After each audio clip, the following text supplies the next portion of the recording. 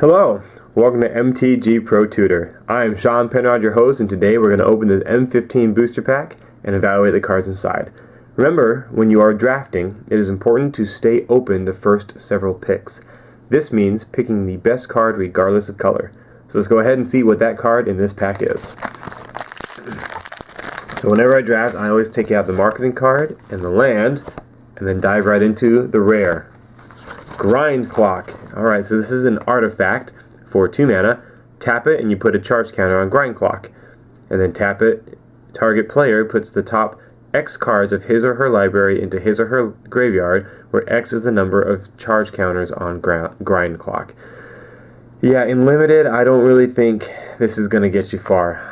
Unless, you already drafted maybe 3 Mind Sculpts and this isn't the third pack and it gets passed to you, or something like that.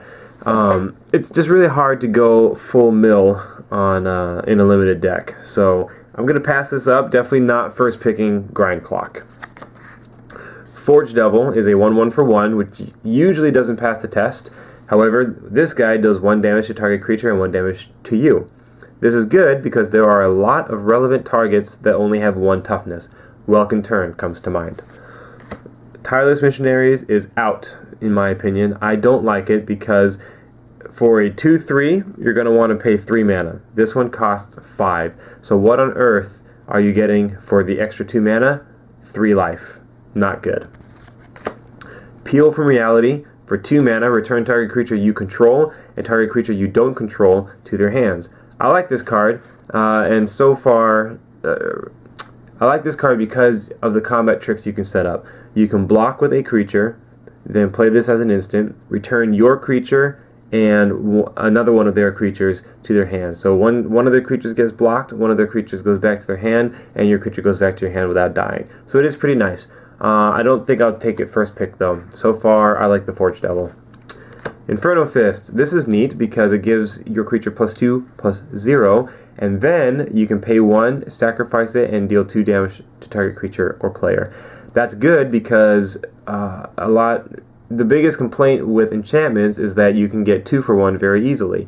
When you enchant a creature and that creature dies, you just lost 2 cards. If your opponent only spent 1 card to destroy that creature, then you lost 2 cards, they lost 1 card, you got 2 for 1. So what this does is when that creature is about to die, if you have a red mana open, you can tap it, sacrifice this, and deal 2 damage, and get a little bit of extra value from it. So, Inferno Fist is good. See, which is familiar. A 2/3 for 3 mana, vanilla, passes the test. It will get played. It probably won't get first picked unless your pack is really, really stinky, but this card, will make the cut. It fits the 3 spot nicely. Alright, Shaman of Spring is powerful. It's a 2/2 for 4 mana. So it's like, holy cow, why am I paying 4 mana for a 2/2 when I should be paying 2 mana for a 2/2? Well, you get to draw a card. That's why. Sign in Blood. So this will be my new first pick because drawing 2 cards is very good. For 2 black mana, you can draw 2 cards and then lose 2 life. You could target your opponent, but I really wouldn't give my opponent 2 cards unless he had, 2 life and was all tapped out, and there's no way that he could, do some kind of shenanigan and gain some life. Then I would kill him with this. But this is mainly going to be used to target myself and get 2 cards. So this is my first pick so far. Rune Clawbear, perfect example of a 2/2 for 2 mana. Fester Gloom for 3 mana. Non-black creatures get -1/-1 until end of turn. So that's great against token and other aggressive type decks. So Undergrowth Scavenger is really good when you're playing like a Graveyard Matter theme. When you have Satyr Wayfinders to fill up your graveyard with creatures, then you can play Undergrowth Scavenger to get a little bit of extra value out of them. Alright, our first uncommon in this pack is Turn to Frog. Until end of turn, target creature loses all abilities and become a blue frog with base power and toughness 1/1. I like it. It's a great surprise. All of a sudden they, lose their big beast. It's great.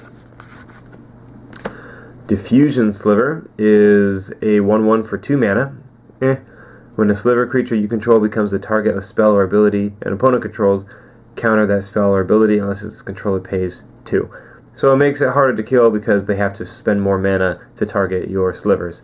Well, that's not going to make me first pick this guy, so there's not enough slivers going around. Finally, Jace's Ingenuity. For 3 blue, you can draw 3 cards. So this is going to go into the longer type control decks. For example, if you first picked a Stormtide Leviathan, which is an 8 mana finisher, you know, you're going to want to play defensive, and you're going to want to play the long kind of slow game. So that means you're going to want to draw cards, and you're going to want to counter, you're going to want to control, you're going to want to do things like that. So I'm not going to first pick Jace's Ingenuity because I don't know if that's the kind of route I want to go on, and I think that the card that keeps you open with the most options is Turn to Frog. So I would first pick Turn to Frog. My second pick would be Sign in Blood. My third pick would be probably Inferno Fist or Forge Devil. So let's pull those out. So we have Inferno Fist, Sign in Blood, and Turn to Frog. So here you have it. These are the top 4 cards. My first pick would be the Turn to Frog. It's always good to have a nice, combat trick, and Turn to Frog is just that. So thanks for watching this video. You're awesome for taking the time to do so. If you have any questions or comments, please leave them below. Let's talk about them and raise the knowledge of everybody so we can get out there and win more drafts. I'm Sean Penrod, and I'll see you in the next pack.